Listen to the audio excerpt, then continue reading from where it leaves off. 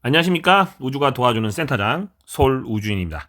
오늘은 급배수 누출 손해에 대해서 말씀드리려고 합니다. 자, 우리가 화재보험을 가입을 할 때 화재에 집중해서 이제 가입을 많이 하는데요. 지금 이 시점에 겨울철에 우리 집의 안쪽에서부터 지킬 필요가 있다라는 컨셉으로 오늘 설명을 드리려고 합니다.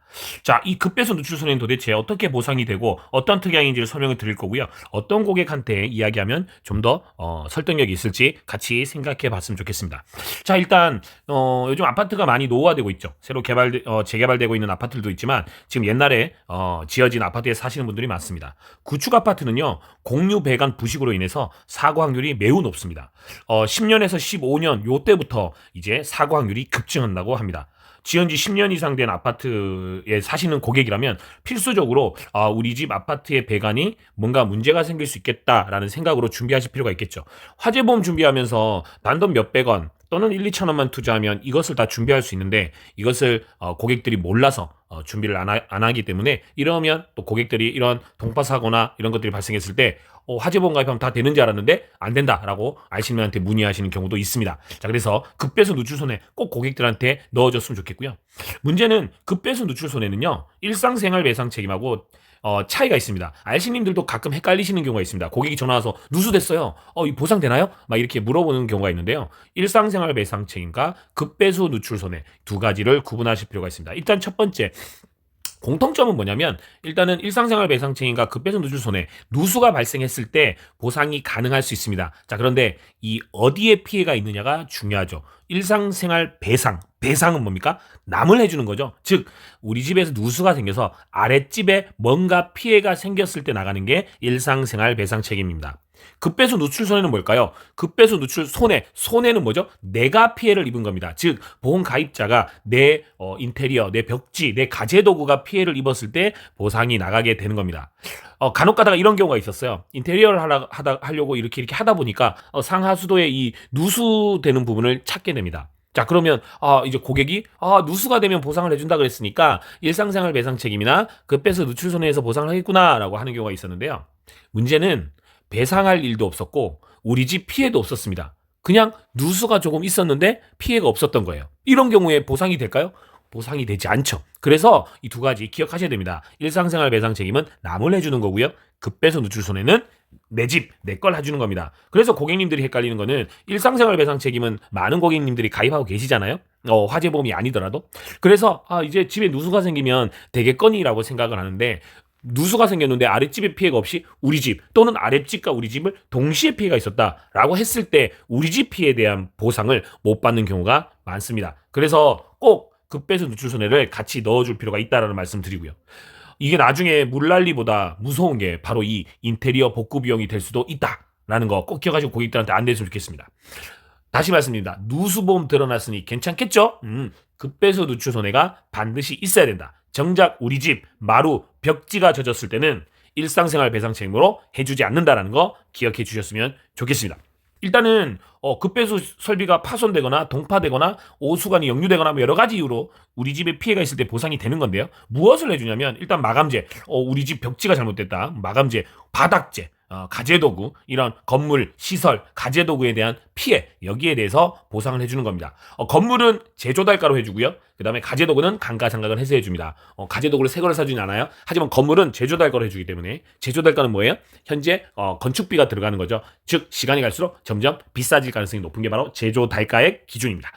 자, 보상하지 아니하는 건 뭐가 있냐면 배관 자체의 수리는 안 된다라고 약관에 되어 있어요. 자, 그런데 이게 또 애매한 게 뭐냐면 손해방지 비용이라는 게 있습니다. 자, 예를 들면 급배수가 누수가 돼서 우리 집에 피해를 입었습니다. 자, 이거를 우리 집 피해를 보상을 해주는데 실제로 누수는 계속 되고 있을 거 아닙니까? 근데 그 누수가 되는 걸 고치지 않으면 우리 집의 피해는 계속 발생하잖아요. 그래서 그거를 방지하는, 즉 누수를 방지하는 비용도 같이 보상을 해주게 됩니다. 그래야 보험회사에서는 그걸 방지해야만 앞으로 추가적인 피해가 발생하지 않기 때문이죠. 그래서 정확하게 손해 방지 비용에 대해서 아실 필요가 있고요. 그리고 배관 자체의 교체는 안 된다고 약관에 되어 있는데 근데 이게 손해 방지를 위한 걸로 인정이 되면 되는 경우도 있으니까 이 부분은 기억하셨으면 좋겠습니다. 요거는 보상 담당자랑 이야기를 해야 되겠죠. 그러면 대표적인 손해 방지 비용에는 뭐가 있을까요? 자, 물이 셉니다. 물이 새는 거를 제일 처음에 이제 뭘 해야 됩니까?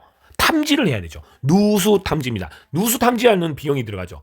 인테리어 업자를 불러서 이걸 싹 고치면 간이 영수증에 적어줍니다. 누수 탐지 얼마 들었고요, 철거하는데 얼마 들었고요, 뭐 얼마 들었고요, 뭐 얼마 들었고요, 이렇게 써주는 거죠.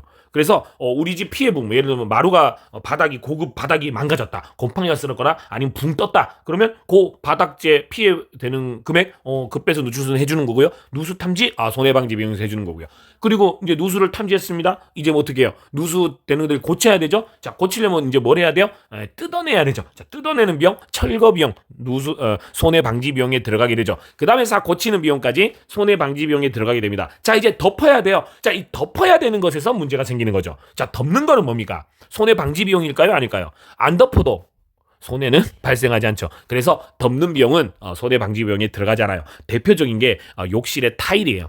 욕실에 누수되는 게 욕실 쪽에서 이제 철거합니다. 자, 철거하는 거는 이제 딱 다 보상이 돼요. 자, 이제 타일을 다시 붙여야 되죠. 자, 붙이는 거는 또 이게 또 손해방지 비용에 들어가지 않아서 타일 가격이 보상이 안 됩니다. 그래서 이게 인테리어 업자들이 이렇게 써주는데 또 과도하게 이거를 타일이 원래 100만 원인데 타일을 50만 원으로 하고 누수 탐지가 뭐 50만 원인데 이거를 100만 원으로 해가지고 막 이렇게 영수증을 막 조작하는 경우가 있어요. 예전에 보상이 다 나갔거든요. 근데 요즘은 그렇게 되면 너무 과도하다 그래서 누수 탐지 비용도 70만 원에서 80만 원 이상이 넘어가면 보상을 그 한도 내로만 해주고 있습니다. 약관에는 한도가 없지만 실무적으로 현재 인테리어 업자들이 누수 탐지할 때는 그렇게 많은 돈이 들지 않거든요. 그래서 그렇게 하고 있으니까 아신들도 누수 탐지 비용에 너무 과도하게 책정하는 거는 보상이 안 나갈 수 있다라는 것도 고객들한테 얘기했으면 좋겠고요. 그리고 타일이나 이렇게 마감할 때 그거는 보상이 안 된다라는 것도 얘기해 주면 좋을 것 같아요.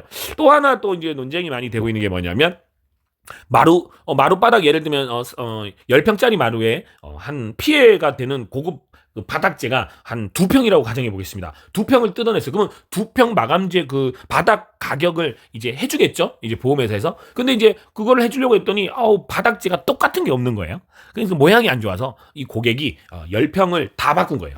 그래서 10평을 다 바꿨으니까 10평에 해당하는 바닥재 가격을 달라라고 합니다. 그러면 10평을 다 줄까 안 줄까? 안 줍니다. 10평 중에 실제 피해는 2평이었기 때문에 바닥재 가격의 10분의 2, 5분의 1만 보상을 하게 되는 거죠. 나중에 이게 급배수 누출손하면 사진도 찍고 다 하실 텐데요. 피해가 좁으면 그 면적의 비율만큼을 한다라는 것도 기억하시면 좋을 것 같아요. 자, 어쨌든 요즘 마감재 가격이나 인테리어 가격 그리고 이런 것들이 되게 비싸졌기 때문에 사실은 급배수 누출손의 가격이 현재 우리 회사가 얼마가 들어가냐면 500만 원이 들어갑니다. 근데 이 500만 원이 들어가는 게 너무 부족하다는 의견이 많아요. 실제로 보상을 해보면 인테리어 업자가 500만 원 갖고 안 됩니다 라는 하는 경우도 꽤 많거든요. 또 보상하지 않는 거는 이게 급배수 누출이 돼서 이게 해야 되는데 방수가 안 돼서 됐다. 이 방수는 급배수 누출이 아니잖아요. 그죠? 그래서 방수로 인한 건 안 해주고요. 스프링클러는 안 되고요. 그 다음 빗물 누수, 자연재해 이런 것들은 급배수 누출손에서 안 된다. 고객님들이 자주 물어보는 거예요. 자, 이 특약이 왜 필수냐? 시공비가 증가하는 겁니다. 이제 인테리어 업자들이 예전에 인건비 얼마나 올랐어요? 이거 다 인건비 싸움이거든요. 인테리어 업자들. 자, 그럼 인테리어 업자들이 누수 탐지하고 철거하는 거 그거 다 노동력 값인데 이 금액이 예전보다 2배 올랐습니다. 그래서 500만 원 지금 우리 회사 갖고는 택도 없는 경우가 많죠. 그다음에 벽지 이런 거 비싼 벽지 리모델링 해놨는데 그 벽지 바닥재 얼마나 비쌉니까? 그래서 이거를 급배수 누출손해 500만 원이 좀 부족할 수 있어요. 그래서 삼성화재가 1월 셋째 주 급배수 누출손해를 1,000만 원으로 올렸습니다. 그리고 이 특약은 아파트가 계속 노후화되고 있기 때문에 신축 아파트는 급배수 누출손해 있으면 그거는 3년 이내는 다 건설 시공세 해줍니다. 근데 10년 넘어가면요 다 집주인 책임이에요. 네, 그래서 이런 10년 넘는 아파트 사시면 특히 20년 언저리 이런 분들은 길게 10년 납, 20년 납으로 길게 들어놓으셔야 됩니다. 그래야 아파트가 30년, 40년 됐을 때 보장받을 수 있거든요. 그렇죠? 네, 그래서 꼭 일배책 들어놓고 아랫집만 물어주고 우리 집은 수리 못하는 일이 발생하지 않도록 급배수 누출손해 1,000만 원 꼭 넣으셔야 됩니다. 그리고 이런 분들한테 강력히 추천해요. 고가의 바닥재로 리모델링 다 하신 분들, 그리고 10년 이상 된 아파트에 거주하시는 분들, 그리고 아랫집 배상뿐만 아니라 내 집 수리비 폭탄이 걱정되는 분들. 그래서 급배수 누출손해와 일배책은 다 있어야 됩니다. 이게 되게 중요해요. 왜냐하면 하나라도 없으면 RC님들이 민원을 받을 수 있기 때문에 그렇습니다. 일상생활 배상 책임에 대한 내용도 다음 영상으로 남길 텐데 일상생활 배상 책임의 피보험자 범위 그리고 집이 두 채 있을 때는 어떻게 해야 되는지 이런 것들 집이 두 채 있을 때는 곤란하죠. 일배책은 한 개밖에 못 드니까 이런 경우는 어떻게 되는지 그리고 내가 안 사는 집은 어떻게 해야 되는지 내가 사는 집은 어떻게 해야 되는지 이것도 복잡하죠. 일상생활 배상 책임 같이 한번 다음에 영상에 남길게요. 그래서 급배수 누출 손해는 선택이 아닌 필수예요. 누수 사고 시에 우리 집 인테리어 복구 비용을 지키는 유일한 안전장치다. 그래서 고객님들 보험증권 지금 다 보시고 빈틈없이 준비되어 있는지 급배수 누출 손해에 넣어주자고요. 상품은 무엇을 선택하시겠습니까? 상품 떠오르는 게 뭐예요? 슬가생이 떠오릅니까? 그러면 안 됩니다. 슬가생. 뭐가 떠올라야 됩니까? 마이핏이 떠올라야 되죠. 마이핏 주거 모듈로 꼭 넣어주세요. 마이핏 주거 모듈로 넣어주면 혜택이 정말 많잖아요. 자, 보세요. 우리 가족 중에 집 한 채에 4인 가족이 다 사는 사람도 있지만 뿔뿔이 흩어져 사는 사람들 많죠. 여기 살고 뭐 아들은 저쪽에 살고 그죠?